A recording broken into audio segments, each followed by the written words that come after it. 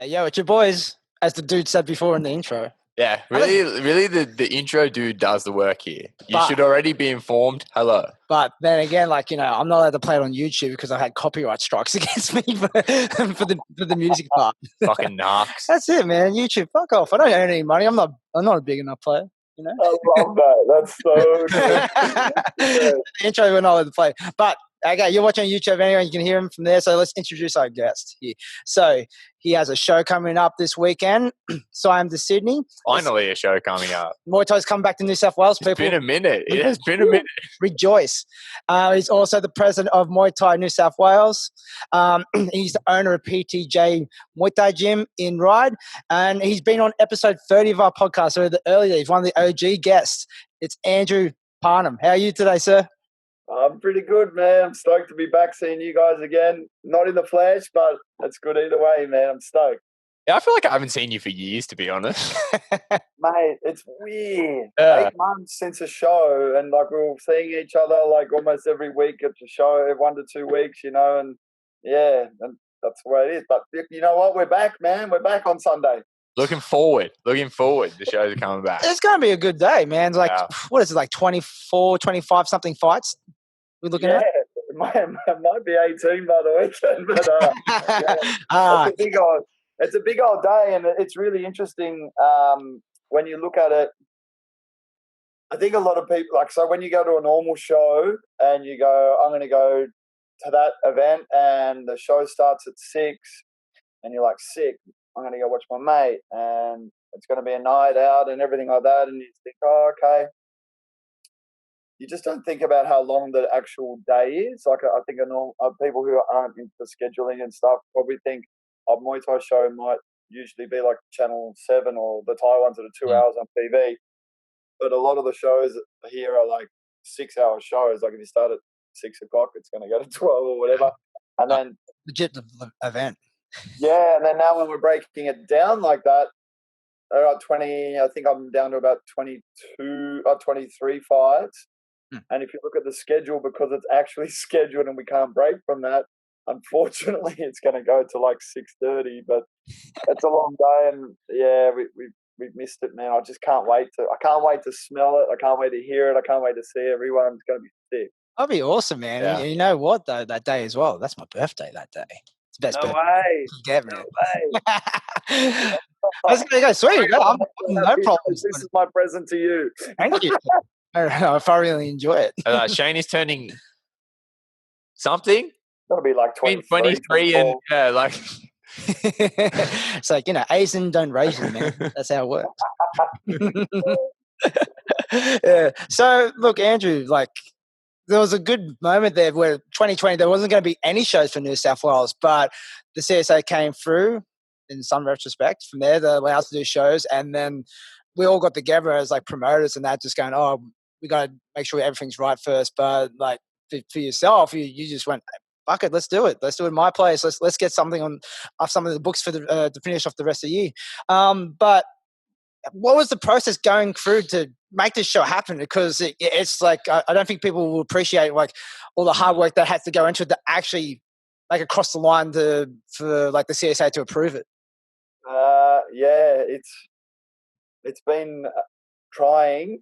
But so like it's been 8 months, right? And community sport kind of came into play. So if we rewind it back to, I think it was July 1.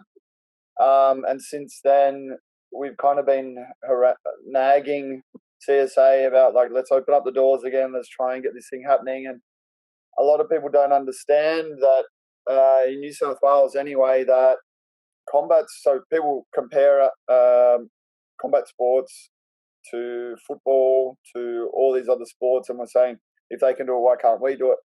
Right, that's true. Yep. But combat sports is the only sport where the government actually provides the permit for the sport to continue. So in effect, they're liable. And this is why they were like shitting bricks about, all this type of stuff, and didn't want to be held accountable and just say, look, you guys can go ahead with it and give us something and give us a COVID plan. Well, to them, it's like, well, if you give us a COVID plan, we don't have the knowledge to be able to say that the COVID plan's legit or not. And anyway, we had some to and fro's about it, and in the end, the recommendations that we spoke to them about, they took on board. But I think they were thinking along the same lines in that combat sports should be responsible for combat sports, and anything COVID related is the Department of Health or whoever's looking after at the time, the cops or the rangers or whoever. So that's what they come up with. Sick. So they said, all right, let's open the doors. So I'll try and keep it pretty simple, that there's a few elements to being approved to have the show. So the combat sports, you just apply for your permit, and the way they got it along the approved, if they say that they can approve or decline a show based on the workplace health and safety, if they don't feel that their inspectors are going to be looked after. So if they think it's a danger and it's not a safe place for their inspectors to come to, they won't provide the permit. So that's the kind of the small print, which won't allow them to think. So to prove to them that it's safe for their inspectors to come, approved amateur body needs to provide their COVID and or safety plan, return to sport plan, what they're going to do. The venues have to do that. So a lot of venues have that anyway, but if it's like ours, we had to make one for them. And then the promoter has to have their version of events as well. So how they're going to be looking after the flow of traffic and all that type of thing. And then you've got your regular evacuation plans, but then on top of that, you're supposed to have your it's got to be like a floor plan of the COVID setup. So ring in the middle, where you're going to position everybody, where's the crowd going to be, what's the flow of the traffic, and how you're going to manage things. Because like probably one of the best parts about being involved in fight sports is the back sheds, right? That's sounding weird, but everyone's there. That's where you see like all the crew that like us. Like that's where we see each other and mingle and have a good time. And even though we're in opposite corners a lot of the time, that's where everyone the fight community gets together. We don't get together anywhere else but those areas. So unfortunately, this is where like the weird part of this show is going to be, in that probably good examples are, Hugh, when you fought Darren after the last show we did, the sessions one, it was a sick fight, close fight. Afterwards, we just had like a beer and an after party at the venue, and everyone just hung around and talked shit and talked about the fight and all that type of stuff. Now it's like, I'm sorry guys, you got to come in.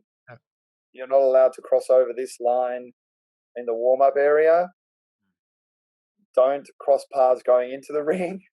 When you're in the ring, do your business. Fist bump, elbow shake, whatever you got to do. And then unfortunately, you've got to leave. And like, that's the sucky part, but it's going to be like we said offline. I think it's going to be like the creepy kind of cool thing that I'm looking forward to about this show. It's going to be like, when you go to shake someone's hand, but they fist bump and you're like, oh fuck, what am I supposed to do? I think at the end of this, it's going to be like, I finished fighting now, and then I'm going to have a COVID marshal that's going to come up to you and go, pack your shit and go, bros. Just chuff you off straight away.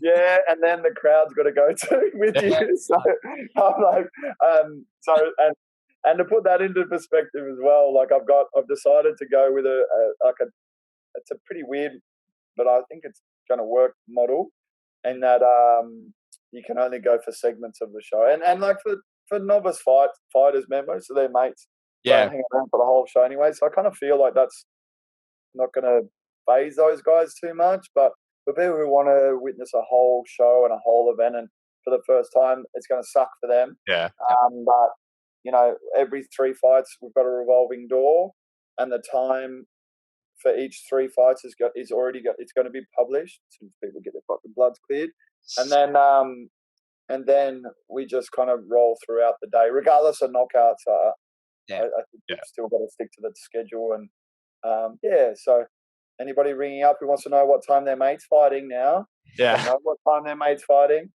and they can pay for the fucking just to see their mate pay. So don't have a whinge. Yeah, there's a couple. You said a lot there that I want to get into in more detail, actually. So like, I like this optimistic take because, you know, obviously there was definitely a period of time where the whole kind of lockdown process was kind of just grim. Like, we just had no idea when things were happening. It was just the gyms were shut. Like, that was really that was a bad time.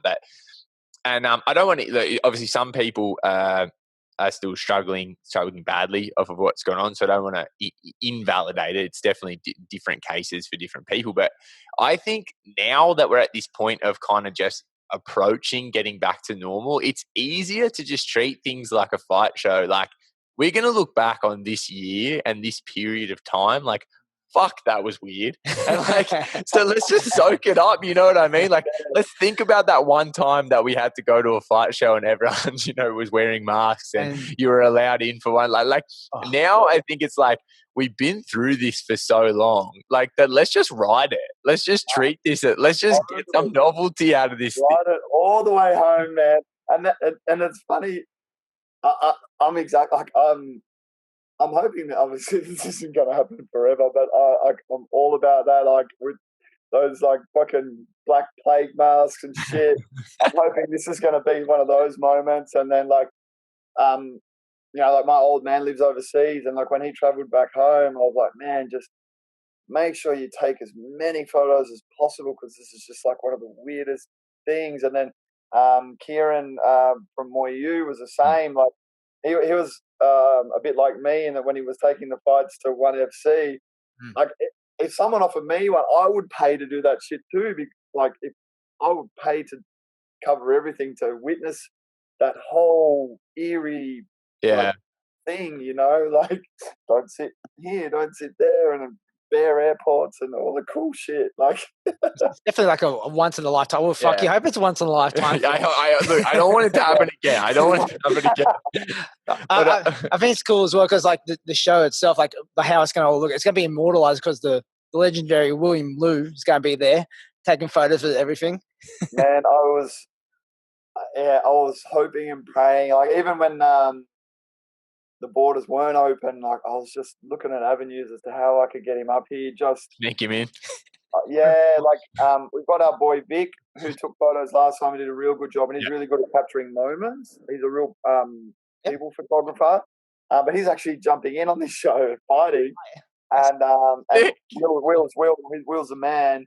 And then we kind of, the whispers were out that it was going to be the last week of November, and then when they said it, I was like, hell yeah, we got to book these flights, man. And so yeah, I can't wait to see what he comes up with, like weird and wonderful shit. So, but look, we're not doing the glass face mask as much as I want to do for the ring. Thai style. Come on.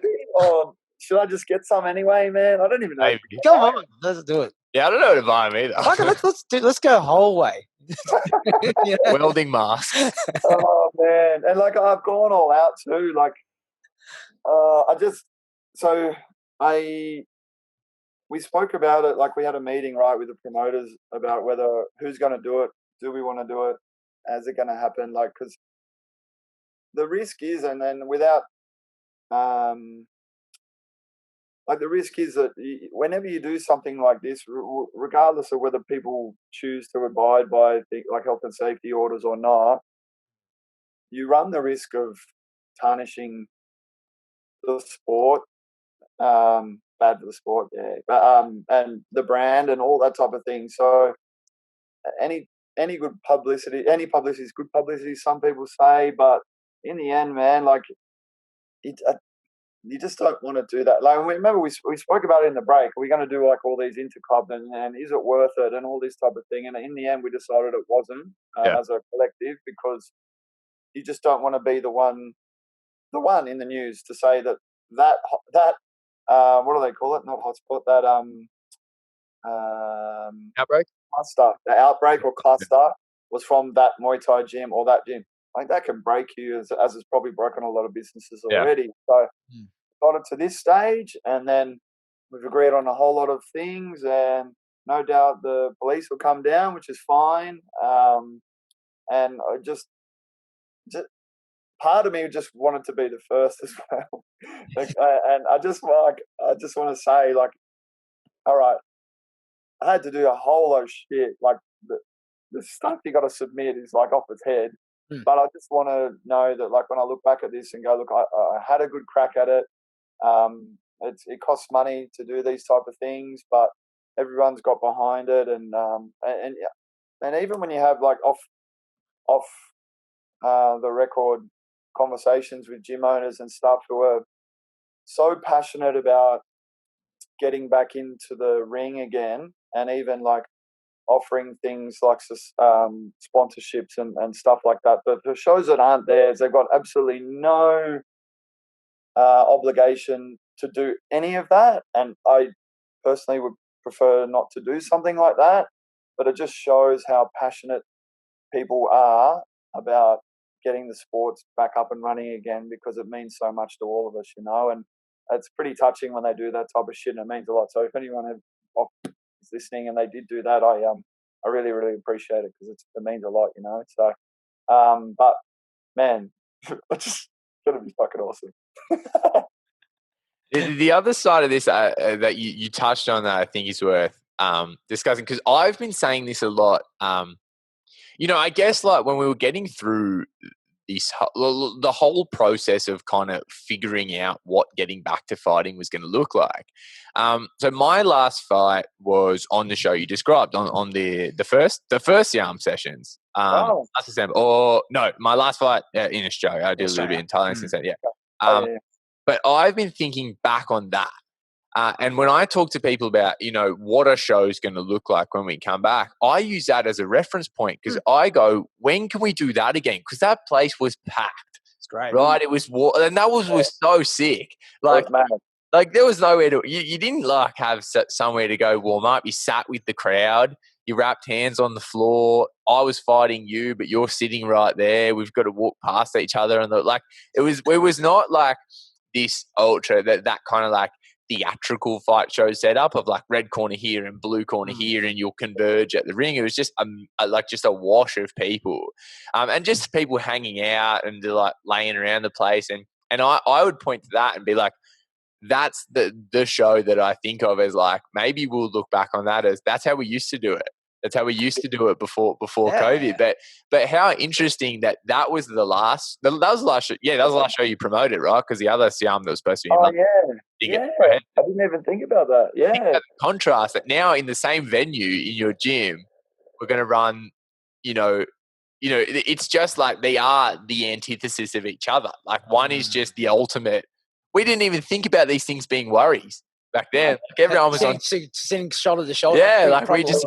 Oh, it was hectic. I remember that recent Ander fight was off fucking. That was dope. Yeah, that's like people were almost like up the road, and they said they could hear it. Like it was, like what's going on down there? And it's the only other place where I feel like I've had that type of.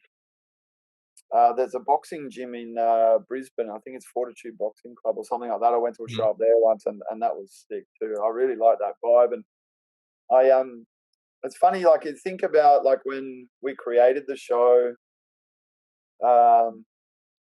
that's what I had in mind. Like I've always, obviously the name's the Sydney type of thing. Like I wanted to bring that type of vibe to Sydney, and from witnessing the really low level grassroots festival shows and like the school shows over in Thailand, that that's where everybody puts in their hard yards. And even in the first few that we did, we even had we rolled out the mats, and everybody had like a matting station, and it was the first show to kind of put everybody together and kind of get past the egos, and we put it on just because I wasn't really happy about the grassroots, like the entry point of fighters. There was a bit of a gap, and actually Steve Ganane was another person that I was.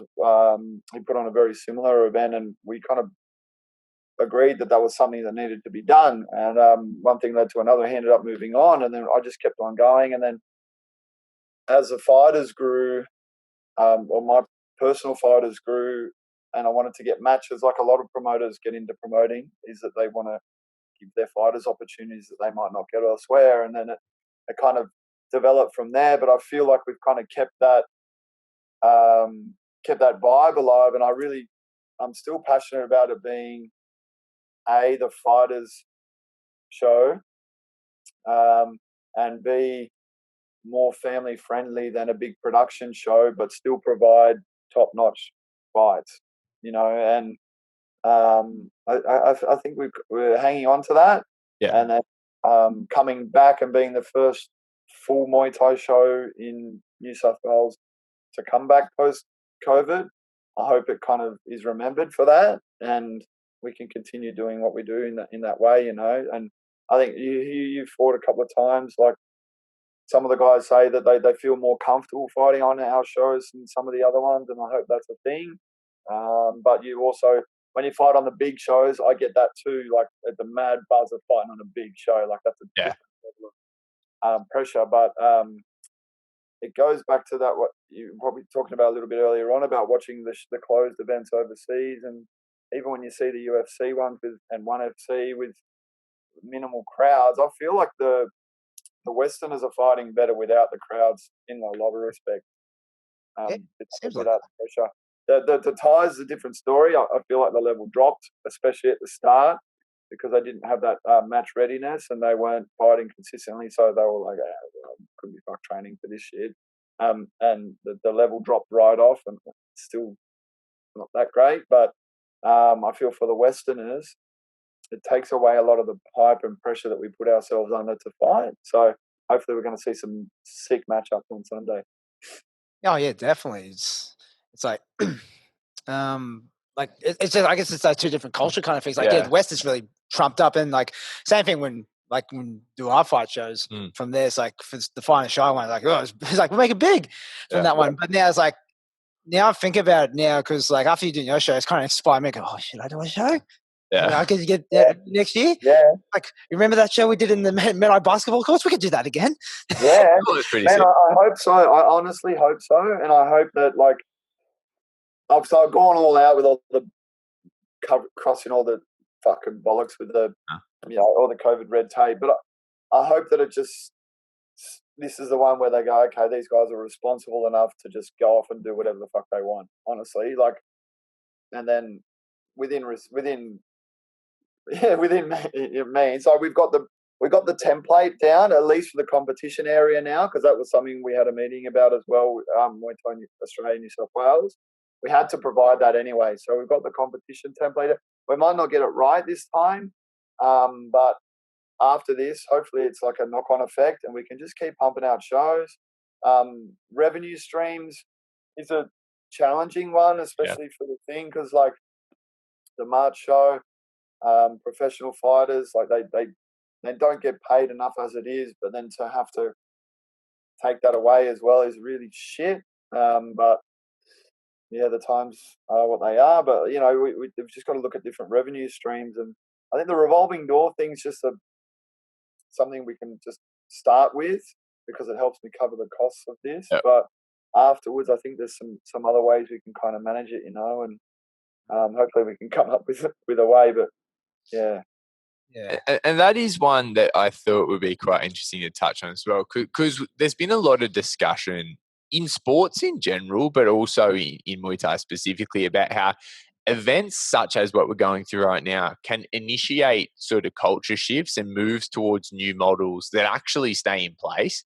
And one thing that's interesting, and again, you touched on it earlier, is the way that, like, when you put on a lower level show, and some of the up-and-comers are bringing their mates, and they're not Muay Thai enthusiasts per se.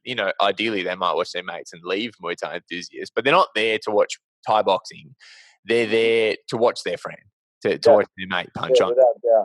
They're always asking, what time's my mate on? And they ask dumb shit like, can I pay less for my ticket and just watch the fight that my mate's in and go home? But like you said, now we're in a position where they're actually getting that. Like, because the tickets to Siam this weekend, they're quite cheap. They're real cheap. And you just go and you watch a couple of fights and you go home. do you think that could initiate like a model that maybe would persist? Like people start going, we actually start getting similar numbers in the door, but in a revolving door situation. Do you think this could, because now, like, this is what I'm thinking. You know how like, I don't have to tell you about promoting a show. You know about it and I don't. But like when you offer people something once, like now we've got to go, next year we get the show back like normal, and people start going, last time I just came and watched Davo and it cost $20. Oh, what have I done? I haven't even fucking thought about this, and I created a monster for you guys. So, like, do you think this, like, there's any, that's quite a specific example, but do you think this creates anything that maybe we start to go, fuck, that actually works? I hope so. You could even have a section for that. It's an interesting, could be. Like we played with ticket prices too, man. And so if your show sells out, that could work because you then, in effect, got a revolving door and people can come in and refill seat, which is fine because then hell yeah. Like if this guy's going to pay 20 for this seat and that seat gets filled up 3 different times in a night, that could potentially be a really nice way to do it. At the higher end of the thing, so if someone like yourself, so we had, man, and credit where's credit's due to yourself, Hugh, and Shane as well, about putting your hands up to jump in and fight on that show too. It's funny, we probably got about 8 pros put their hand up for the show. Unfortunately, none of them we could pull off and match because of the weights and whatever. But I would have liked to have seen more, and I would have liked to have tried to match them, because then I would have actually played a little bit more with the price point. And I would have played a little bit more around with how we can manage that. And because I didn't get that, I didn't get the opportunity to do that.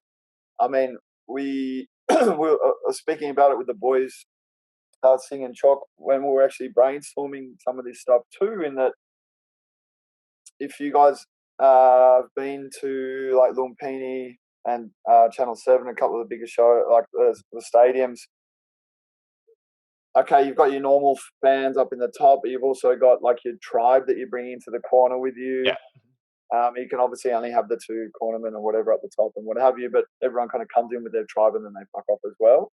So that was kind of like what we were thinking when we were doing this, was like, oh man, actually maybe we should do that. And then we looked at the costing and I was like, so do I do you just pay to come in for 1 fight, but that's a logistical nightmare. 2 fights I could have managed.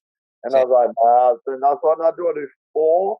But then you run the risk of when you do 4, excuse me, same deal. If I'm watching you fight and your fight number 2 and I'm stuck in for 3 and 4, these guys are going to go, can I just get out of here, man? I just want to go see my mate out the front. So I think, man, we might be onto something. I can, it's fun. And it's also funny, we talk about like what you come in and watch your mates. Do you remember? So we used to do, I based it off the Thai stadium shows and the TV shows. So they usually have undercard fights, main event, which is designed to be at the end of the 2-hour TV slot on TV. And then they've got the, in Thai it's called Cool Gep Gao E, which means like the fights where you pick up the chairs, or where the people, they're picking up the chairs. Because someone's around to watch it, so everyone's picking up the plastic chairs because they're going to go home. And I was like, because New South Wales, when we had like, man, it was so disappointing for a few of the big fights we had. There'd be no one in the crowd, and I remember some of the old shows like that. By that stage, it's such a long show, no one could be fucked watching these 2 guys fight. Their mates have gone already. So we shifted the mains into like 3/4 into the card and tricked people.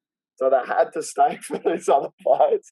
So, and that worked out really cool because the photos look nice. There's actually bums on seats.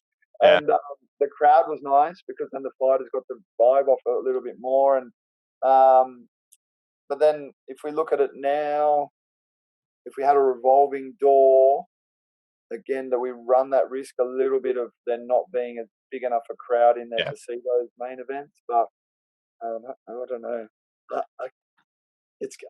Man, I feel like it could be a thing. It could be a thing. Maybe just have like a little section for the revolving door guys, because we got the problem. You probably guys have probably got it too. Like there's guys who are itching in the gym who have just started at our gym now, who've never seen a live Muay Thai fight before. Yep. They want to come to the day. Yeah, they want to be there, and I'm like, can you just see if one of the boys has got a spare ticket? You can come, but you can only watch 3 fights. Yeah. Maybe we can get some scalpers out the front, you know?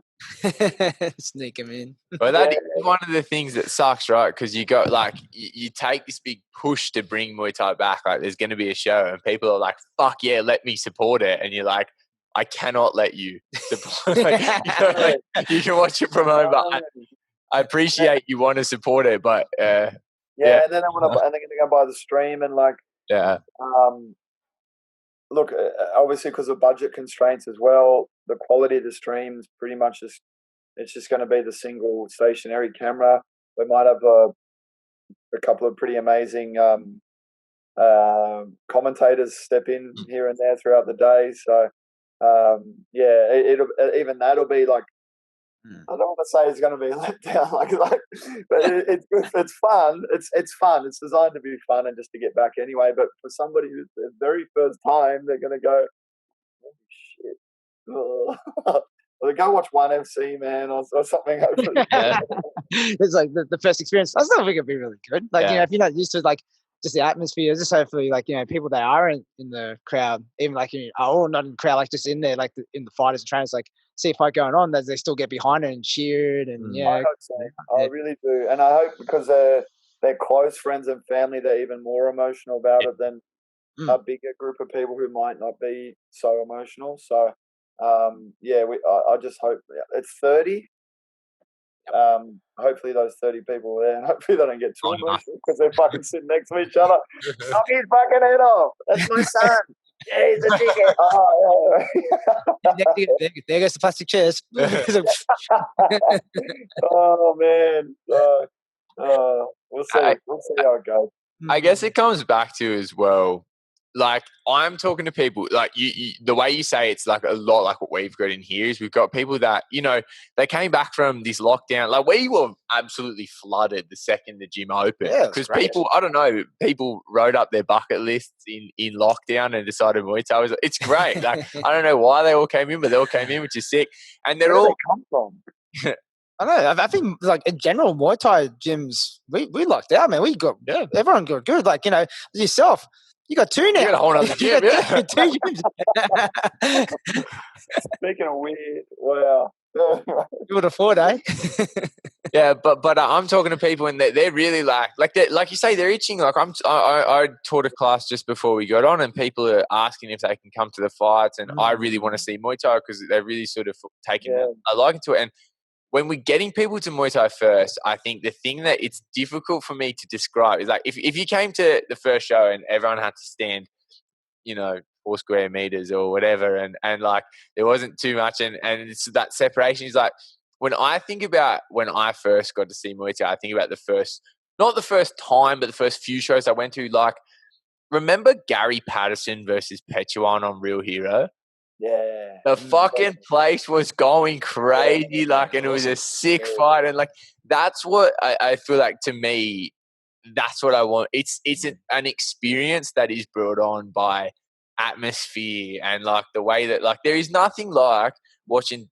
That fight, Gary, one of my favorites from way back, just because the amount of heart Gary Patterson always fought with and took it. Too. Yeah, took it to Pechuan, who is a slick technician. To watch, there's so much just technically going on, and both those guys bring a big, very passionate crowd, which adds to what's going on. And they know what they're doing. The crowd knows what they're doing. Yeah. And you're 100% right, man. When I started Muay Thai, I was passionate about it because I got to see what it was first on TV, and that got me into the gym. And then I was in the gym. I loved it straight away. But then when you have those experiences like what you're talking about, they're the ones can be the full, I'm hook, line, and sinker. I went to Thailand, and then from that, I'm take my soul. And too, it's probably the same thing, man. If you go and then you go to some show and there's a couple of blokes just punching on and it's like, oh yeah, mad. But then when you go to like, and you get to see something like that, where at that particular event there was a pretty heavy Thai presence, Yeah. coupled with an experienced an experienced Muay Thai crowd from Rumchai's gym and friends and family who had all been there, all like in there at once, and then like screaming the house down when the strikes are coming back and forth and fucking, and then you're like, I even get goosebumps now talking about it. And then you're like, oh, mad. Wow. And then like there's guys throwing water on each other. Then there's this weird music playing, and then you're hearing stuff, and it's like, oh, what? This is mad. So hopefully they get to see that again. Yeah, like these are moments like I talk about it on this show a lot. Like that I don't know how old I was when that happened, but it was when around about when what was that, 5 or 6 years ago? Yeah. So somewhere in that neighborhood, like when I was in my teens. But like I'll never forget that. Like I was just like, I remember just sitting there wide-eyed, and I have a few fights that are examples. Like the first time at what is it, Gladesville Sporties, that I got to see Simpayak fight, and I was just like, what the like I couldn't believe it. And like to me, there's so many pieces that are outside of the fight that I think. I guess it's just getting into. It's been a while since I've been to a fight show, but it's just like it's something that if you came to a show for the first time now, I'd have to just explain it to you. Like it's not normally like this. It's like, this is cool. This is cool, but usually different. It's usually like you just start off like long ago. Yeah, in the before time when I was a kid. We've been trying our best, even in the gym, to replicate it. We have a bit of a muck around, like with the doghouse on Friday nights, where we always, like, me and Singh and Choc will pick out a couple of like matchups that we think are going to be mad, whether they're new guys or old guys, and we pull them in and everyone stops and cheers them on and stuff. And I think that is where the new guys are seeing that, and they're like, oh man, can't wait to see that. And then the other thing we did, which I really like the concept of, whether or not we continue it on after COVID, we did gym wars. Yeah, we've done. We did it. It was good because it's controlled and we can manage the numbers, and it was proper behind closed doors, but adhering to the rules at the time. And the gym wars concept was really cool in that we. So first gym we did it with SRG, and basically we people registered for the day from both the gyms, whether they were experienced guys or not experienced guys, and then we did our best a week out to match make who we could. And then on the day, obviously no spectators, no one was allowed to come in. It was just the two gyms, and to take away the heat of the day, we warmed up together and had open sparring between the two gyms. And then we go into the match bouts, and then we stop the session. So everybody actually is there. And then the newbies and that are like, oh, what's this all about? And then more experienced guys are like, cheering strike to strike and stuff. And they're like, oh, okay, that's pretty cool. So then they go out, and then we have the next open sparring session, and then in for the next match. And then they're starting to get the hang of it now. And even with the cheering, they're like, oh, yeah. And then they're like cheering strike to strike, back again. And then it kind of escalates to the point where it was like after like match number 6 or 7, everyone's like way into it. Like it was really, really cool. And I think that format was a really nice way of just getting people into some form of competition, where it was only like 70% or whatever, and we're pulling everything, but it was really cool, So yeah, we did one with Sichitong. Yeah, that's right. Just a little fun one from there. And like I don't mind the concept at all. Yeah, I thought it was fun. Yeah, it's a lot of fun, especially for new guys, I reckon. And I think there's a little bit like there's more practice than just the guys who are practicing fighting. Like you can I was in the 60-1 reffing some of the guys, and you can sit guys down as well and go, who won that round, and talk to them about, like, it's all about just that grassroots. Just get everyone doing everything from the start. The best. And this is the other thing that we haven't touched on it, but I'm so curious to see the quality. I'm so curious, man, because there's been those guys, and I'm sure you got them, like, there's been guys who obviously dropped off, and the guys who have had a lot of experience, I can't blame them. They use fighting as their form of motivation, and they've done it enough to now, and it's been quite challenging for those guys to stay put in the gym and not have that the beginner like level guys to the mid range guys who all that stuff's still exciting and they're still working on their craft. It's going to be pretty sick to see those guys, and if they've been doing the stuff that we're talking about in the gym with gym walls and judging and actually having time to talk about that shit. I can't wait to see the level. Like, I think it's going to be a whole nother game in there on the weekend. I really do, man. From the first timers up until like the pros. Yeah. Yeah. And a couple of talking points, because I want to get just stuck into the show. But there was a couple of things I wanted to chat to you about, and you did mention it there. So, like, obviously you with this show, it was kind of open to let's just see who signs up. And as you mentioned, it was like it's essentially it's more so like a development day format in the sense that it's in a gym. It's a small crowd. It's not much of a production. Just get in and fight. But you did, like, when you made this one available, I remember I reached out to you straight away and said, "What do you think? Could a pro do this?" And we said, "Oh, let's see what happens. Let's get the sign in." But obviously, there wasn't a huge amount of interest from pros, and I was curious to see, like, what were you expecting on that? Like, did you think did it kind of pan out as you expected? What was the thought coming in? So I love my Instagram stories. I follow a lot of fighters, and I just love. I've had a mad Facebook hiatus. Fucking so proud of myself. Did like 6 months off that shit. Right on. It was a terrible place for people my age. But the stories throughout the break were like a mix for the top level guys. But anyway, the feedback when shows starting to come back for pros was nothing short of amazing, and like, yeah, we're back, and everything like that. And I was like, oh, okay, this is going to be interesting. We've got a show that we've got to put together in. I think I put my application in like 4 or 5 weeks before because we just wanted to get it in because we're running out of time. So who's out there?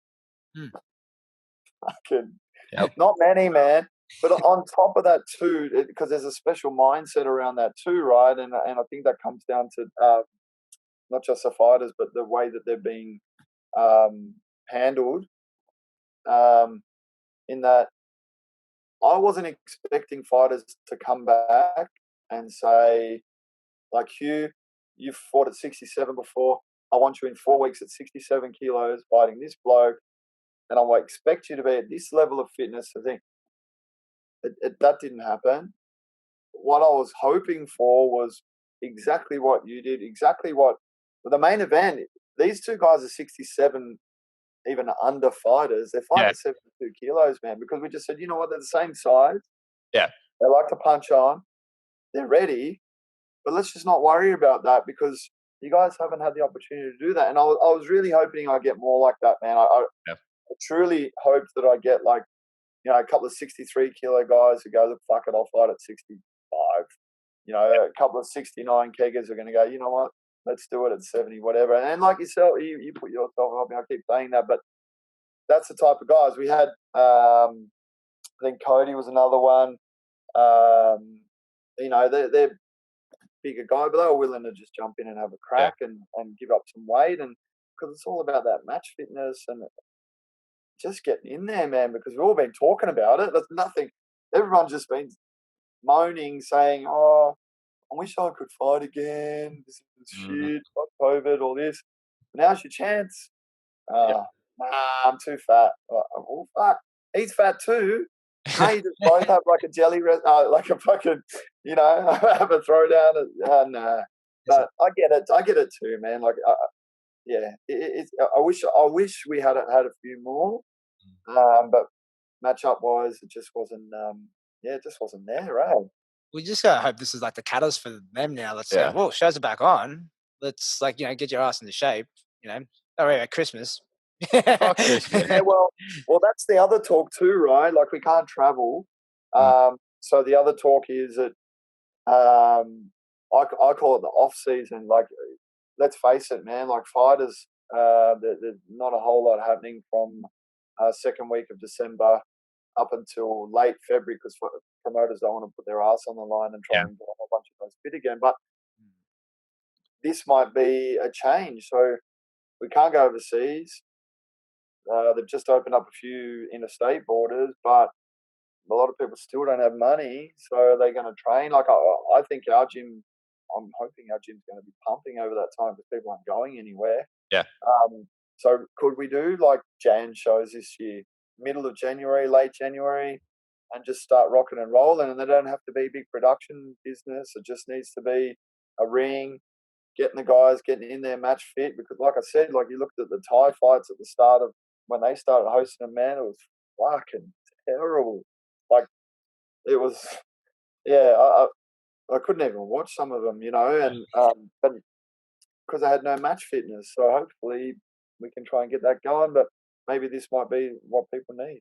Yeah, right. Like, this is one thing I've been talking a lot about in the background, as Shane knows.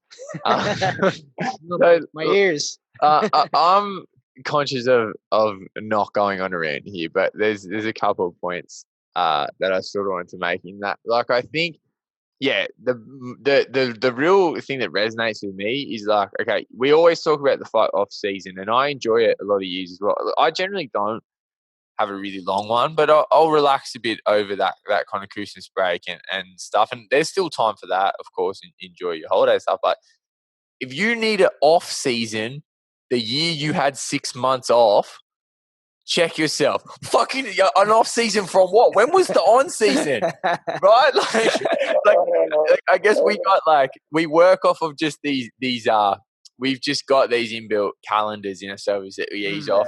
Remember, but you don't need to ease off we didn't do anything for 6 months this year. So you had an off season. It's 3 times as long as it usually is. So let's help the sport and just not hit pause as soon as we got to start. Yeah. And I think this is what I think. I think people will be like, I don't need any rest. Like, let's keep going. But don't just say it, do it. Because you made the point that's frustrated me is I also go on Instagram a lot. Try to cut back to, but I go on Instagram a lot and I follow a lot of fighters and I'm friends with a lot of fighters and I've been watching all year, the whole rhetoric. Look, fighters in New South Wales, what I've really learned on social media is you're not creative. You got to say something. You got to figure out something else to say then. Can't wait to fight again. I'm sick of it. Give me some content variation. But if you're gonna say it, like, be ready. Yeah, is that these people? There's certain things that I hate to hear from fighters. Is that I hate people saying, I live for this. I live for Muay Thai. And I don't know, there's no one specific in my mind when I say this. It's not like, I'm not trying to throw anyone under the bus, but I'm watching people go, I'm itching, I can't wait. And they write these novels about, like, I cannot wait till the day they tell me I can fight again. And then, like you said, I thought in this whole, like, when you put that up to me, my response was I was buzzing and I didn't think about fighting without a purse or with this or that. I just thought, fuck yeah, I can fight again. And I put my mission, and we had this conversation. I said, what do you think? Can pros go? You go, oh, look, there's not going to be any purses. And I said, I didn't even think about it, right? Because like we said, like these purses, I'm very grateful for promoters who pay me money to fight, but it's not, the 9 to 5 pays the bills. Right? It's not like, look, I've had no fights all year anyway. What's the alternative? It's not like you're like, I'm not fighting for no purse. I'm going to go make 10 grand over here, you know? Yeah. So man, like, yeah. It's a good rant, man. It's fucking, it's on the money, and it ticks all. It's everything, man. Like being an ex-fighter, I'll be honest with you, I do not want to. Like, I get it. I didn't fight for money. I'm sure you guys. It's a hobby, right? As far as the money's concerned, you put your body on the line for it. I don't feel comfortable in not paying professionals, especially when there's things like elbows being thrown and stuff, which is why we were toying around with the whole, do you want to just jump in and have a crack with elbow pads on and just get back into the game again? When the names started coming in, I honestly, like, I didn't expect like higher level, like, I don't know, like the Sing Payaks and that type of. I didn't expect to be able to match something like that. But what I was legitimately disappointed about was the guys that you're talking about, which generally aren't the high level guys. It's people who are legit just passionate about it. I wanted like entry level pro guys who I thought would be jumping and chomping at the bit to come in no matter what, and would just want to punch on because they're the hungry ones, right? Yeah. It didn't get them, and that was the disappointing thing because they were talking constantly about it, and then when the gyms open, it was so sick, and everyone was training. So I don't know where that went. On the flip side, I know a lot of gyms, like, so from a gym owner perspective, um, we got a decent fight team. They're paying members, so some gyms opted for the just no fighters classes anymore because of the limitations on the numbers. You guys are just going to mix in, and that's perfectly fine because it just depends on what model your gym's running on. So I feel like that was part of it as well. Yeah. Like they weren't the fighter program wasn't running for some of the guys, so that might have been an issue for them. The same goes for the break. Like we've all been like March, April, May was fucking crushing. Like I thought about, there was just so much darkness there as a gym owner, and now that we're open, I think it's been eyes on the prize and just trying to like smash it, make that money, smash the numbers, do whatever the fuck you can to get yourself back on track again. To the point where I think some gym owners are now like, oh man, I actually do need a break at Christmas. I don't know if I can handle it. But I do think that fighters and stuff, like, now's the chance to like we could have festival fights, man. It's one of the weird things where like when the Thai boys come over and they're like, oh, it's Christmas. Do you guys have any fight shows over Christmas and that? New Year's? Like, nah. Why not? Because like the festival time, their festival time is the fight time. Like, yeah. Whereas here, I'm not saying there's anything wrong with it because I like to have a break and I like to get pissed myself. But it would be nice. Imagine we could actually like have a Christmas bash. Imagine if we had a fight show on Christmas. That would be fucking sick. Oh man, or like New Year's. I know Combat Sports Authority don't provide permits during those days, but anyway. Hey, you did nothing all year either, CSA. Like, come on. Have they what, man? Wow, I don't know what they were doing, but imagine we could have like New Year's Day punch-ons and Boxing Day and stuff like that. It would be so cool, man. But I know we've got to spend time with our families and stuff, but let's also not forget that we were forced to spend 3 months with our families. I'm sick of these fucks. If we fought, I want to see fights. Like, I'm not used to having so much time at home on the weekends. I haven't been on fight show in 8 months. You just picture this. It's December 25th, 2020. We got whatever fight on. Center ring, dressed as Santa, is Trevor Lawler. Oh, wow. Best Christmas ever. That would be sick. That would be so good. Boxing Day, actually. Boxing on Boxing Day. How good would that be, man? But yeah, so we'll see. Like a couple of promoters have mentioned maybe even just getting behind like similar days to what we're doing on Sunday early in the year. And I feel like it's totally at development day level to amateur level, we can manage that. And if pros are there, then I encourage them all to get behind it and do it, man. Like it's just about just getting amongst it and having a crack, you know. Yeah, I think in a lot of ways across Australia, New South Wales is like I don't know, like it's like the emerging Muay Thai scene. Like when you look to compared to, I don't know, I guess New South Wales is as a Muay Thai scene. It was kind of born out of a kind of a legacy kickboxing era. It doesn't have that foundation place that somewhere like WA and Queensland does. So I've always thought of us as a state that's kind of catching up. But I like where I'm from. I don't like to think, I don't want to be like, oh, New South Wales is we suck as a Muay Thai state. No, we're coming up, right? But I think, yeah, I do. I really agree. I think stylistically and the way that we've been moving over the last 5+ years, less than 10, but 5. Yep. I think the style and the way that we're moving is like the quality is really high. Like I think we're doing a really good job, especially in those shows. Victoria's the same. It's not shit Muay Thai. It's good quality Muay Thai from the bottom up. And I feel like the steps we took years ago are starting to come through now. And the quality of the trainers and the whole lot of things is all coming now. But like you said, we're still emerging. You know? Yeah. And I think what we need, it just comes back to the same thing, is like, what was the difference between Queensland, WA, they're good states to look to as real Muay Thai states. What did they do when the fights came back?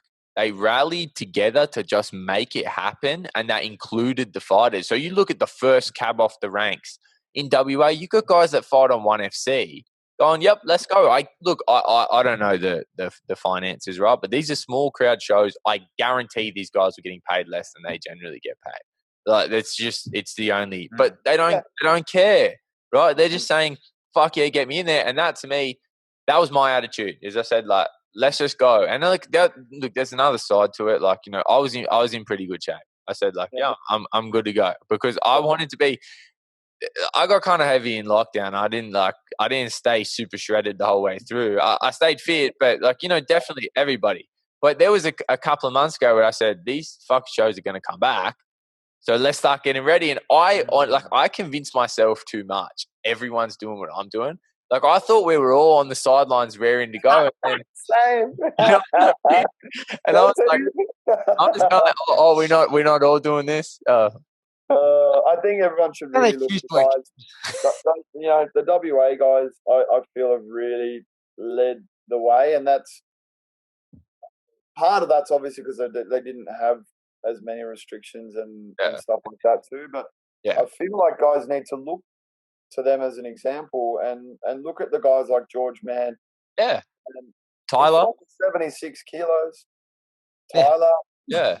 And Roy and all the boys over there who are kicking ass and just getting back in the saddle again, because the thing that they're so passionate about, and they're doing it, man. And I feel like we need to encourage that. Hopefully this will spark a match in some of these guys who are out there, and we've got a lot of talented young guys out there. Hopefully this lights a match. They can see it, get a bit of a buzz off it, and go, yeah, you know what, man? Fuck Christmas. I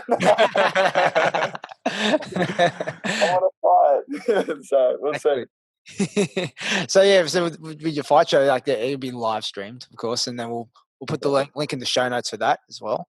And it should be a fun time. It's like, if you see us out there, like, don't, even though we've got masks on, still be friendly, say hello to us. With the fans out there. Don't come near me though, man. Don't come near me. just stay this far away. Stay 1.5 meters away, but man, the main event's going to be a lot of fun. I'm looking forward to it. Like, when I saw it, I go, oh, okay, that's a good one. I like that. Do you want to talk card first, or do you want to do fan questions first? We'll talk card. All right. So let's there's a lot on, so we'll just, if you would not mind, Mr. Parnham, give us if there's like kind of a top three, like, give us the interesting fight. So we'll go. We'll just pick a fight and give us a little run through. So we'll work our way up to the main event. Okay. So let's start. Like, I don't have a list in front of me. So just tell me about a couple of standouts, man, because there's a few standouts that really do need to kind of get a mention.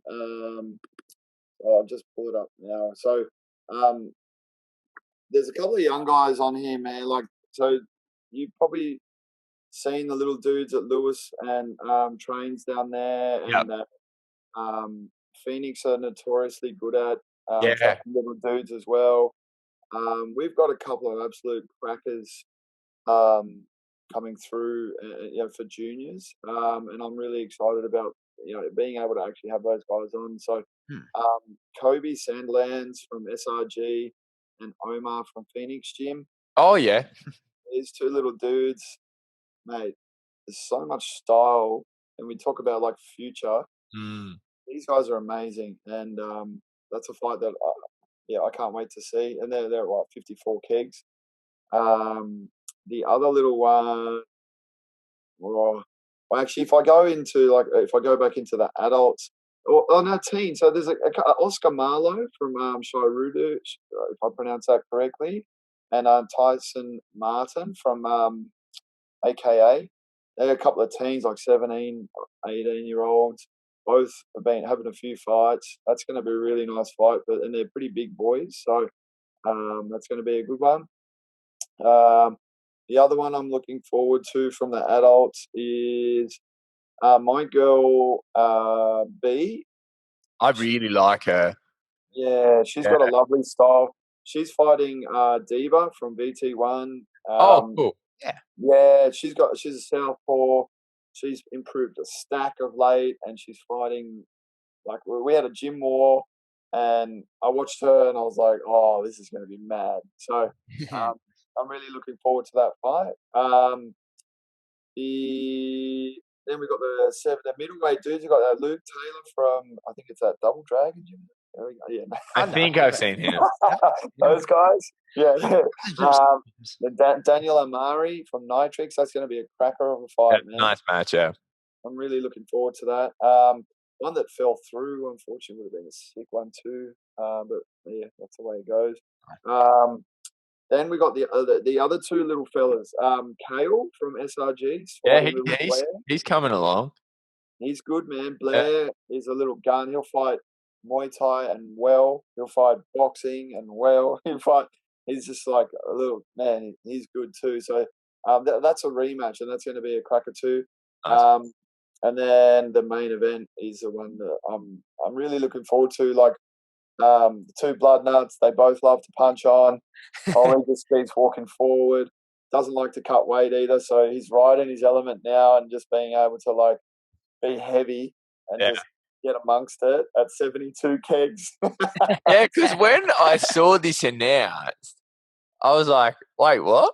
72.5, but I like it. You know, like if that's what you're both kind of walking around. Like, it's the other thing that you can hit reset on. Maybe is like, let's just start when we're coming back from this lockdown. We're not thinking about what weight class we are. We're thinking about we're not thinking about what weight class we are. We're thinking about what weight we are. So let's just figure it out. Like, fuck, you a little heavy? Fuck it.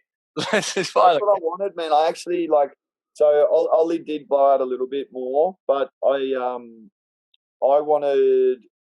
would have actually liked to have just said, fuck it, that's just a walk-in fight. Like, in fight, I don't need you guys to weigh in. Yeah, same. But just stand next to each other, you write a number on you, and you're good to go. And I probably would have been happy with it, man, because we can match like that, and I feel like we can match like that if we know the fighters. And you know, we did it for your fight with Darren as well. Like, when you know the guys well enough locally, and as long as providing there's nothing major on the line, then you should be able to do something like that. And this is the time to do that. But anyway, won't go on about that. But man, Ollie's just going to come. He's going to start swinging. Reese is going to come. He's going to be swinging. It's going to be mad. It's only 3-3, so I don't believe. Yeah, it'll be mad. Yeah, I like it. I think I know Ollie quite well. I know this whole situation is kind of suits him. He likes 3-rounders. He doesn't really like the cut weight. Like, it's mad. It's so good. It's perfect. I spoke to Dylan about it at first. I was like, Reese is a little bit heavy as well. He's a bit worried about weight. How's Ollie going? And I was like, yeah, let's just let him go, man. It's mad. Yeah, I like it. How do you kind of see this one looking like for people who? Because how many fights has Reese had? Like, there's a bit. Not that many, man. You know what? Reese broke our gym record. Like, he I'd have to go and have a look at his record, but he had his first fight after training with us for like 3 odd months. Because he's he's a natural athlete. Yeah, timing really. He picked it up really quick from zero. Like, never doing a beginner's class, and then within his first year, I think Junior was another one who had. But he'd already trained previously. Yeah. Whereas Reese was brand new, and I think in his first year, I think he ended up having like 6 fights or something like that, and which was pretty cool. And so experience-wise, goes to Ollie. Yeah, Reese has been one of those dudes who worked throughout the whole thing. He was doing some pretty crazy shit with Lyndon, Yeah. And some of the other guys were on Strava. We had a Strava I group. saw it. Yeah, then they were doing like this. He ran it one day. It's like Forrest Gump. He did like a fucking half marathon and goes, "Oh, hell, I did 23 Ks today." And I was like, "Oh, nice one, man." That's who, like, he said he got to the point where he didn't have any like water and he was like, "I'm dehydrating." But then they ended up running. He ran a marathon. Lyndon ran over half a marathon. So yeah, I feel like that side of things is in his favour because he's been training consistently throughout and well. Ollie works at VT1, so he's no doubt been sharp. But yeah, I think that's going to be the two differences between the experience and the way Reese has been prepping himself. Yeah, I think this is just going to be like, I think the fight will reflect like the organization of it. Like, it's just going to be fucking fun. Like, this is just a fun fight. Like, the boys are just going to have a bash. Like, it's just like, I think it's the perfect fight to get us back from lockdown because it's just like, let's just remember why the fuck we do this. Like, let's just get the guys in there. And they're both like, just easygoing guys. Like, they're not, it's just like, well, Ollie's started our gym. Ollie's come to our gym a few times. Dylan said, "Oh, do you mind if he comes around?" Like, yeah, fucking oath. And Jamie obviously used to be at BT1. Yeah. Jamie Elaine. So they're quite good mates, homies. Oh, yeah. Give them for that. But yeah, and so that's why like it's all pretty sportsmanlike this whole thing until they touch gloves and start punching on. It's like, but it's the ultimate like anti-COVID fight as well. Like, there's gonna be blood everywhere. It's gonna be fucking awesome. And it's like, yeah, I can't wait for it. Actually. Oh, he's one of those dudes. You won't meet a nicer bloke, but he's just a pit bull. Yeah. I wonder. So he's the chef. Last time it was a battle of the chefs. Hello, chefs. Reese is a chippy by trade, so maybe I'm gonna get him in his tool belt for the weigh-in. Last time was battle of the chefs. This time's just battle of the rangers. Yeah. Reese is more strawberry blonde though, man. Yeah, same as me. It's like what the good kind of redhead is though. All right, cool. Yeah, so like it's gonna be an awesome show, and we are excited. Let's go through a few of these fan questions, guys. You got fans? We got a lot of questions for you. Yeah, I won't go through every single question from here, but I'll go through like a majority because like a few people asked a few questions, but I go, look, I gotta get to a few of them. If your question didn't get asked, it's because you asked a dumb question. No. Leave that one for the last one then. All right. First, coming from Mexican correspondent Carlos, who's your favorite student now living overseas?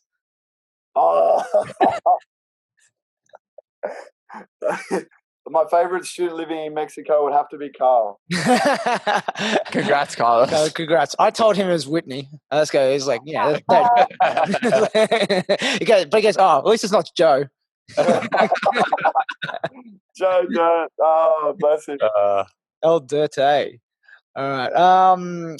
One from Cody Jameson. He said, what direction do you see New South Wales Muay Thai heading? The potential fights. Like we covered that a little bit where it was. But is there anyone in particular that like a couple, like maybe top three that you see in New South Wales emerging? Man, they're going to be the leaders of our state for Muay Thai.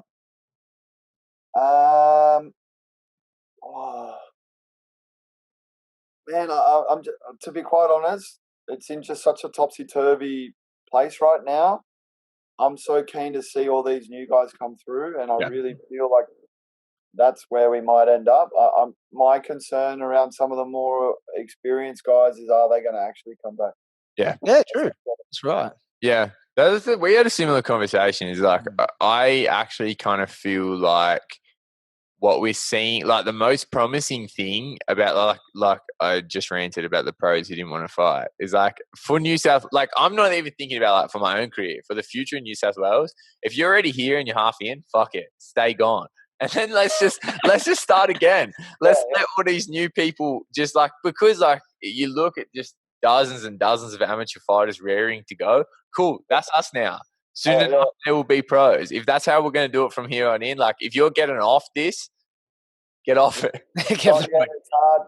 It is that, and that's been the challenging thing about managing a stable of fighters, right? Like you can't make them come back. It's on them. And I've had the gym for like 12 years and 20 odd in like my life has been, or more than half my life has been at night, not being at home. And when you get home, when you do have those holidays, and you're like, and the same goes for fighters who've been doing for a few years. When they get home, they're like, "What am I going to do with myself at night?" It's a bit like, yeah, that's what I went through. Yeah, and then it goes from either being weird, and then you go back into the gym and you forget about it, or it goes into being weird, and then you get used to that, and then it becomes even harder to cross back into that other. Yeah. So, hopefully they come back. If they don't, move on.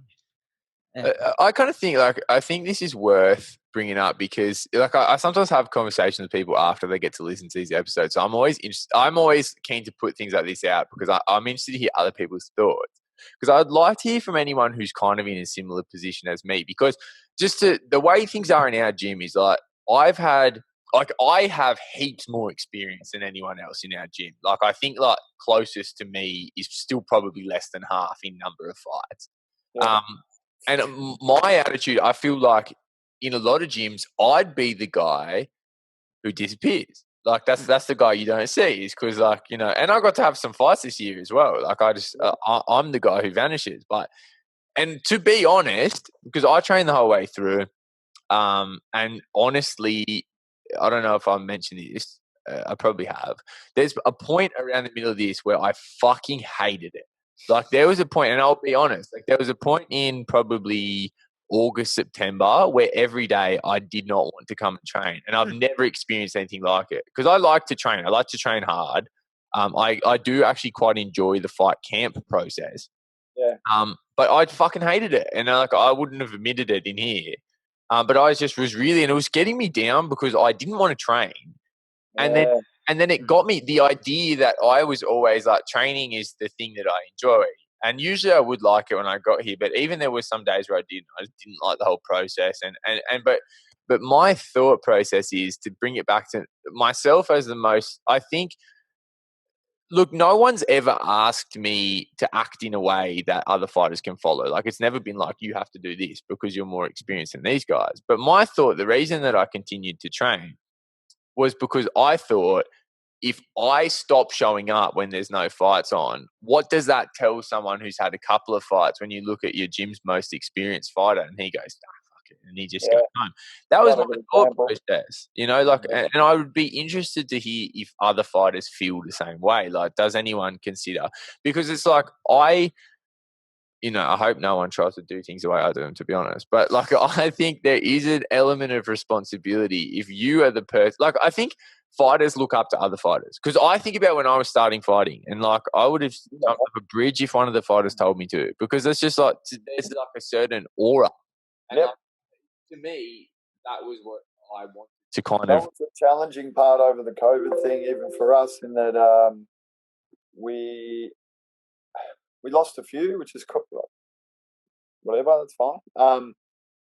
Because people genuinely, like you, love that hard training. We tried our best to keep people motivated. It was so much technical work. It wasn't hard sessions, and there was so much. We did everything we could, because basically I enjoyed being able to bring it and strip it back to that, because in a regular year before that, with a bigger fight team, unfortunately, we don't just get the opportunity to do that shit, man, because you're fights every weekend. Fuck, I've got, Jamie, Ibby, someone getting ready. I got to get you guys ready. Cool, because then you've got to peak here this time ready. Next week, shit, up someone else. Someone's got to get ready. Seeing whoever. Then next week we've got to get the armies ready. And then you're just in that revolving cycle of peaking and getting people ready and moving on, and just a strategy for the particular fight. But we got to actually fully break it down. Some guys thrived off it. Some guys absolutely hated it. And then a couple of them I spoke to were like, look, man, honestly, I've loved it, but I just can't wait to get fucking thrashed again. Man, it's coming. It's coming. Actually, that's one of the problems we had, to be honest. It wasn't really a problem. It was fun. But one of the things we had is when everyone was coming back, they just hit a point where, like, yeah, when we started, it was really drawn back, and I actually loved first coming back. We were doing a lot of things, like just spending a lot of time. Like when we were first social distance training, we would all just do specific shadow boxing drills, like stuff like that. And I actually think it helped my game a lot, like just to strip it back and take the intensity out. But once like the partner work came back, you could not, like, we were just coming up here and beating the fuck out of each other. Like we were all having fun. Like it was always like the vibe was good. But yeah, that was probably the biggest problem for us, is like, because we were training in a way that, like, if you've got to fight in 3 weeks, it's good. You're driving that level up, but then you'll kind of taper down. But there's nothing to slow you down. Like, it's not like, to me, this is a problem I had as well, is like I fight a lot. I fight every few weeks really in a normal year. So it's just a constant cycle of train for 3, taper down a little bit, fight, and then take a rest. If you look at, like, so this is when we had the meeting with the CSA, and had to stress the level of urgency for it, because if you think about the average life cycle of a fighter, and again, like, this probably goes back to Cody. Big shout out to Cody too, man, because he's one of the dudes who put his hand up to fight, right? 100%. He 8 months. So an average life, I try and look at fighters. A lot of them are in it for 2 years, right? It's like, remember, they come in, whatever, and they come in and then they have enough, or they get, life takes over, and then the good guys, and you'd probably be through, like, you're almost your 3rd life cycle of fighters now in your position, you at your gym, and we've got them at the moment where, like, girls are like Yolanda, and we've got Jamie, Lyndon, who are still training, but they're in their, like, fucking 3rd, 4th, 5th, or like cycle now, and that's when it becomes really super challenging. And then now to not have that opportunity to peak or something, it becomes even harder. So, but when they come in, and a big shout out to those guys who did actually come in, no matter what gym you're training at, and you were the guys who were there coming in and training regardless, you know, all credit to you, because you not only did you do yourselves a favour, you probably, if you don't or aren't aware of it already, you've just influenced a whole lot of up-and-comers who have looked at you and gone, I could be that guy, man, and you know, good on you. I think that's awesome. Yeah, and it keeps the sport alive, really. Like, if all the fighters kind of disappear, how long does the sport, like, you know, you can be legally allowed to put fights on, but if no one's ready, how long does the sport kind of freeze for, you know? Yeah, and 8 months is half of a fighter's life cycle. Yeah. So the genuine concern is, as the fighters drop off, that you're just killing the breed, basically. Yeah. Yeah, there'd be a missing generation of fighters. Yeah, man. All right, so going to another question asked by Jaden Kingsley Phoenix. He's like, yeah, good follow. He asked one question that we kind of answered, like, what fights are you looking forward to see? Good. And he asked another question, cheeky question, because he's a Phoenix boy. What state has the best fighters this weekend? Hey, I'll say to him exactly what someone else from down there pulled me up on once before. ACT isn't a state, young man. It's a territory. So the best state is New South Wales. That's it. Got him. That's it. There's no MTA ACT. Let's not talk about footy, though. All right. Matt Lucas asks, favorite book about Muay Thai or boxing? Oh, wow. Okay. Big shout out to Matt Lucas, by the way. And of course, the best Muay Thai book of the modern era at the moment is Matt Lucas's book. If anyone hasn't bought it, you should. Yeah, good book. In all seriousness, it's an awesome book, and anybody who's interested in not just traveling to Thailand, but even, like, just getting a little taster of how the fight scene kind of works, I reckon you should get it, man. It's a sick book. So yeah. Yes, nice.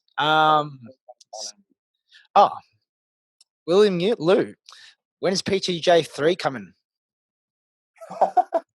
Oh wow, that's unreal.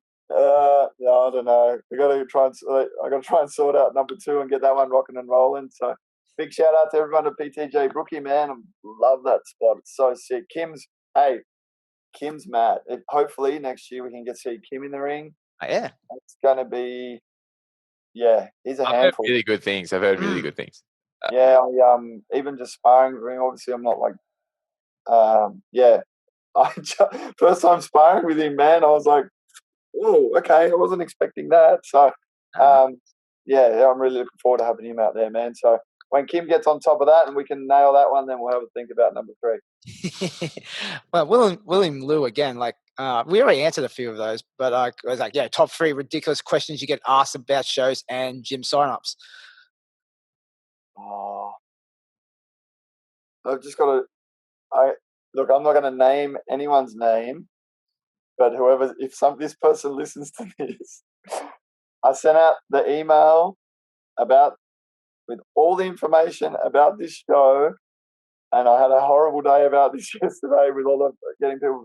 I sent out the full details. Weigh-in, you name it, was in there, and within 5 minutes, I got a reply to say, "What time is the weigh-in?" That's it. I couldn't believe it. You can't be doing that. You can't be doing that. I couldn't believe it. No, but the most ridiculous ones are exactly the ones you said, man. And we all joke about them, but it's like, it's hard, man. Like, the timing thing and that, like, I get it because it happens, but the payment thing's the other one, which is like, it hurts sometimes because actually one of our front of staff got, she got not ripped into because of like a pricing of a development day or something once, and it was like, oh man. But it's like the festival. I equate it to a festival. When you go to a festival, you pay 120 or 250 or whatever it is these days. There's like 20 bands on. You can't go in there and say, I just want to go and watch this one group and pay that price. It's like, but anyway, who knows? Next year, man, maybe we'll set the standard. That's it. It feels though like we talked about, those people that talk about like, what times my mates fight on. Can I just pay to watch my fight? Well, it looks like every fucking dog has its day, doesn't it? Because that happened to this show.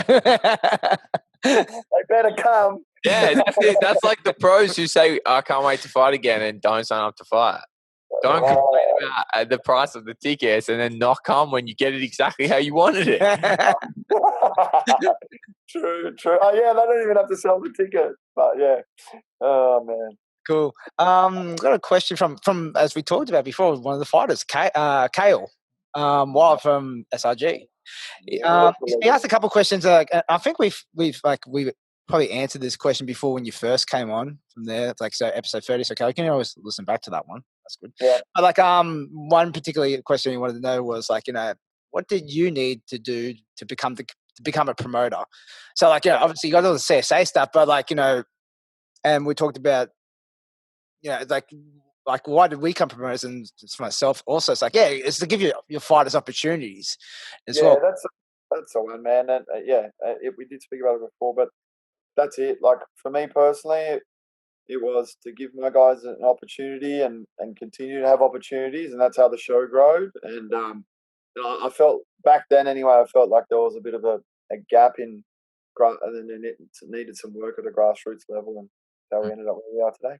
Oh, nice. Cool. And that's all the questions done there. That one. Oh, we got through. There's a lot of questions. That's nice. Nice one, man. Nice one. Yeah, it also feels like we're going to be spending a lot of time with each other, because I just got the message then that Hugh O'Donnell has confirmed the fight on Eruption against Abraham Rudiger. Oh, yeah. It's like, so we're down with you and Ibby as well? Could be Ruby's. Yeah, Ibby's up there on Eruption. That's going to be a sick fight against Josh. And I feel like this Eruption card's the card of the year. I can't believe like Paul put it together though, because like it's like the borders weren't confirmed open when we all got these nominations. It was gutsy, man. He was matching them up. He trusted in his girl Anna, just like I trust in Gladys. And we're ready to go, man. But the WA show the other week was pretty hectic, and I think this Eruption one's going to be a really good way to finish the year, man. Pity, other New South Wales boy Charlie Bubb won't be on there in the end, because that really would have been the cherry on top of a pretty sick lineup. But what about Got Serenoy coming back? Yeah, man, got sick. There's a surprise for 2020. I was fucking stoked to see that. Yeah. I think so too, man. I can't wait to see it. Obviously, Nuggets got the gym up there cranking again, and have you been up to that gym? No, I haven't. It's I'd love to dope. go, man. It looks amazing. Yeah, last time I was up on Eruption, I went in there and had a look. This was, I think it's just, it would have even been shortly before it opened, maybe. It's so sick. Yeah.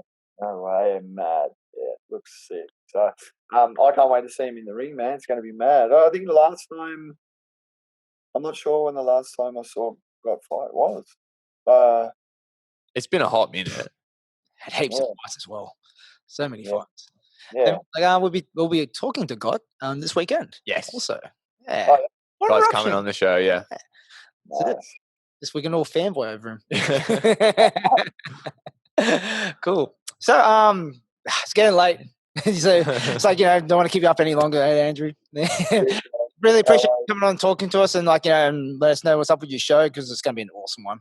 So thanks, man. Appreciate it. And I hope everybody gets out there, gets behind not just the show, but the scene. Everyone's been getting behind the gyms, obviously, because the gyms been cranking, but now it's time to get behind the scene, behind the shows, and just get it back up and running again, no matter what the outside influences are. For us to be able to thrive again, it's going to be a matter of just throwing your hat in the circle and just getting amongst it again. Definitely. And right, New South Wales fight fans everywhere in the world that are listening. All right, so you probably can't come along to the show unless you know someone who's coming personally. The ticket allocations are very limited. So if you want to have a look, that's Siam, SIAM, number 2, Sydney. You should know how to .com/live. Get onto that. There's a pretty reasonably priced live stream. You can catch the event live from your home. Back Muay Thai, support Mr. Parnham for putting on the show. Again, Andrew, thank you very much for coming on. I think you are an absolute legend of New Muay Thai. I say this a lot. We are very lucky to have you in the sport. I've been around the sport for I don't even know how many years now. Not that long, but been really watching you drive it forward. Back everything you do and really excited to see the show this weekend. Thank you very much for your time, sir. Thank you, boys. Appreciate the time as well. That's all right. No problem. Stick around. We'll play the outro and that link that Hugh said from there. Check the show notes. It's right there. Support the sport. It doesn't cost too much from there. It goes a long way. Okay? Yes. All right, people. Good night. Catch you later.